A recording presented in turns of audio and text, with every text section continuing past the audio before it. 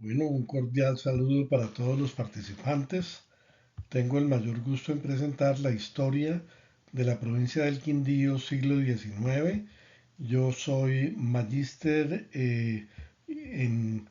Historia de América, Mundos Indígenas y doctorando en Historia y Ciencias Humanísticas, Europa y América, Artes y Lenguas de la Universidad Pablo de Olavide 2023-2024. En este momento estoy presentando lo que fue obviamente el principio de toda esta región del eje cafetero en lo que eran los principales grupos indígenas a la llegada de los españoles en el siglo XVI. Ellos encontraban a los Quimbaya etnohistóricos, que era un grupo caribe que eliminó una cultura avanzada conocida como los Quimbaya del período tardío. Estos fueron los últimos y la cultura que ellos eliminaron fueron los del período temprano. Los Pijados fueron un macrogrupo con amplia actividad no solo en el Tolima sino en sus alrededores, y la región es la Olla del Quindío, que viene desde el río Chinchiná en el departamento de Caldas hasta el río La Paila en el departamento del Valle del Cauca. Eh, Definitivamente la población se dio a través de oleadas. Una primera oleada de inmigrantes españoles y portugueses que eran principalmente extremeños y castellanos, pero que tenían, de acuerdo a las diferentes provincias de España y de otras regiones, tenían una composición eh, participativa donde el predominio estaba en Extremadura y Castilla y León en un principio, que están representados aquí en la parte derecha de este gráfico. El 35% de ellos estaban compuestos por mujeres, y la segunda oleada de inmigrantes fue una oleada que se dio ya como parte de la colonia, principalmente por vascos, castellanos y asturianos. Como vemos, ya la composición es totalmente diferente, como se puede ver aquí a la derecha, eh, con todo lo que fueron las provincias de color principalmente azuloso. Aquí tenemos la conformación de las distintas provincias de España, donde tenemos la primera oleada provenía principalmente de Extremadura y la segunda oleada provenía principalmente de la parte norte de la península ibérica, asturianos y vascos principalmente. En cuanto a lo que era el territorio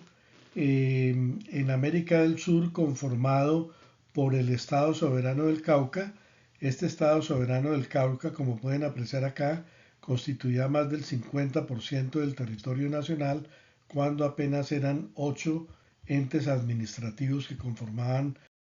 lo que hoy en día es Colombia. La colonización de Antioquia y del Quindío se vio como un proceso donde inicialmente en la provincia de Antioquia se dio una situación de vagancia y una situación de hambruna, después de que había sido una provincia demasiado rica en lo que fue la parte de la conquista y al principio de la colonia. Esto se debió al agotamiento de las minas, y entonces hubo una persona que fue Francisco Silvestre, con la asesoría del auditor de la corona, Moni Velarde, hacia el año de 1785 y 1789. Sacaron unas políticas que permitieron ampliar la frontera agrícola desde Río Negro y Marinilla hacia el sur. Entonces así los colonos hacha en mano con sus hijos fueron buscando tierras en todo el siglo XIX y principios del siglo XX, hasta que fueron eh, llegando con la ayuda de lo que fueron las concesiones de tierras que daban a quienes fueran a hacer desarrollos, por parte de la corona y las reformas agrarias que se dieron en esta época, principalmente en los años 1834, 1842 y 1853. Todo esto fue llevando a que se fueran desplazando los colonos más hacia el suroriente antioqueño y fueran conformando lo que hoy en día es la región del Viejo Caldas, donde está la provincia del Quindío hacia el norte del valle y en las inmediaciones de las cordilleras de Andes del Quindío, que es la central, y la cordillera occidental. Así es como la colonización del Quindío tuvo que ver mucho con los caminos y la arriería, donde tenemos los distintos caminos que había en esta época. Las guerras fueron muy importantes en el poblamiento porque llevaban mucha gente que se quedaba en la región y que fueron conformando la población de la provincia del Quindío, originalmente desde Manizales y Villa María y posteriormente hacia el Valle del Cauca con Buga, Cartago, Zaragoza, Toro, Obando, La Victoria, Anserma, Palestina y Villa María. En la parte del Valle del Cauca es muy importante tener en cuenta que hubo tambos a la orilla de los caminos, en La Paila, Mediacanoa, La Balsa, y ya de Cartago hacia lo que fue la región del Quindío dentro del eje cafetero, hay que destacar asentamientos previos como Novilleros, El Roble y Boquía, y todo lo que fue la parte de Furate, Condina y Piedras de Moler. Entonces, la villa de Nueva Salento, aquí tenemos lo que fue una imagen tomada de un grabado que ilustra lo que fue inicialmente la catedral con las poquitas poblaciones que había,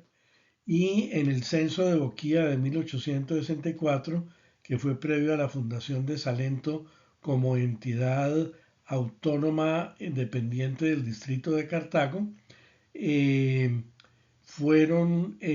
se puede tipificar lo que fueron los habitantes que había en esta época, principalmente agricultores, costureras,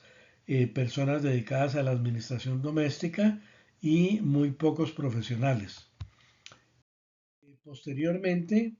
en un censo que se realizó en 1870, se pudo verificar que hubo un crecimiento bastante alto entre esos años de 1864 y 1870 y donde se analiza lo que era la educación de la población y se registran algunos núcleos dentro de la población que fueron importantes, tales como el presidio y algunas otras construcciones que eran alrededor del presidio y eran los que conformaban los servicios del presidio para cocinarle a las personas privadas de la libertad, que en esa época era por muchos motivos, entre ellos el no contribuir con los impuestos que les correspondían. Entonces había una guardería del presidio donde se registró en ese núcleo poblacional 12 menores de 10 años y los apellidos son concordantes con los apellidos de las personas que son que no corresponden a la población. Aquí tenemos los 8 distritos que conformaban la provincia del Quindío. Un distrito es el de acá del centro, que es el distrito de Salento, que hoy en día es inclusive mayor que el departamento del Quindío, pero tenemos los otros distritos que eran Obando, La Victoria, Cartago, Pereira, Santa Rosa, Palestina y María o Villa María. Realmente, dentro de lo que hemos podido verificar comparando los censos, es que entre 1878 y 1880 se realizó el censo patrimonial, que era para poder identificar quiénes podrían votar. Entonces, con base en esto, se ve cuáles inicialmente eran simplemente habitantes desde 1864, desde 1864 a 1870 y posteriormente eran personas que con su patrimonio lograron tener parcelas en inmediaciones de Salento que dieron pie para la creación de los municipios de Finlandia, Circasia, Calarcá, Armenia y Montenegro, tal como se puede ver en esa diapositiva. Los primeros colonos que llegaron al Quindío fueron principalmente antioqueños, no obstante tratarse de una provincia del Estado soberano del Cauca. Ellos proceden de la primera oleada de inmigrantes, o sea, los que llegaron a Salento fueron colonos de la primera oleada de inmigrantes, que son los colonos hacha en mano y que eran relativamente pobres en busca de parcela donde vivir o eran parte de los que estaban ejerciendo la aguaquería o parte de los que venían también con las guerras civiles que se dieron en la región. Esto contrasta con la fundación de Abejorral, que es en el actual departamento de Caldas, más hacia el norte del Quindío y al sur del departamento de Antioquia actualmente, y esa población fue fundada dentro de la concesión Villegas por españoles típicamente provenientes de la segunda oleada de inmigrantes que ya llegaron fue con fines de colonización y que tenían unas características económicas y sociales totalmente diferentes de la primera oleada de inmigrantes.